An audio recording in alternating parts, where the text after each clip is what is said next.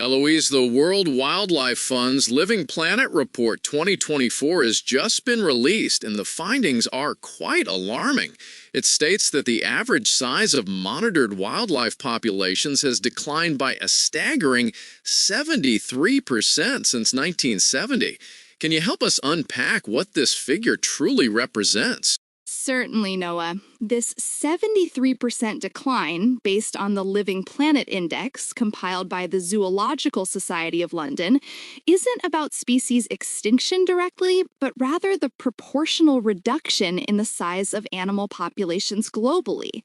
It's a catastrophic loss of biodiversity over the past 5 decades, encompassing nearly 35,000 population trends from 5,495 vertebrate species.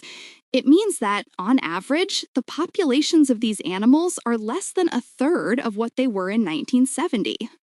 That's a significant distinction. So it's not just about losing entire species, but the dramatic shrinking of those that remain. The report also breaks down these declines by ecosystem. Which areas have been hit the hardest? The report highlights that freshwater populations have suffered the most severe drop, falling by an alarming 85%. Following that, terrestrial populations have seen a 69% decline, and marine populations a 56% decline. This indicates a widespread impact across all major ecosystems, but our freshwater systems are clearly under immense pressure. An 85% drop in freshwater populations is truly devastating. What are the primary drivers behind these declines, according to the report? The decline is attributed primarily to habitat destruction and loss, driven overwhelmingly by human activities. Food production is identified as a major culprit, accounting for 70% of global water use and being the leading cause of habitat degradation. This points to the immense footprint our agricultural practices have on natural environments. So, our global food systems are directly contributing to this biodiversity crisis. Beyond the global average, are there specific regions that have experienced even more drastic declines? Absolutely. While the overall decline is 73%, some regions have experienced even steeper drops. Latin America and the Caribbean, for instance, have seen a staggering 95% average decline in their monitored wildlife populations.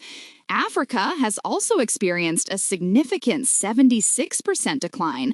These figures underscore the disproportionate impact in biodiversity-rich regions that are often under intense developmental and resource extraction pressures. A 95% decline in Latin America and the Caribbean is almost unfathomable. The report also warns about irreversible tipping points. What are these, and what are their potential global consequences?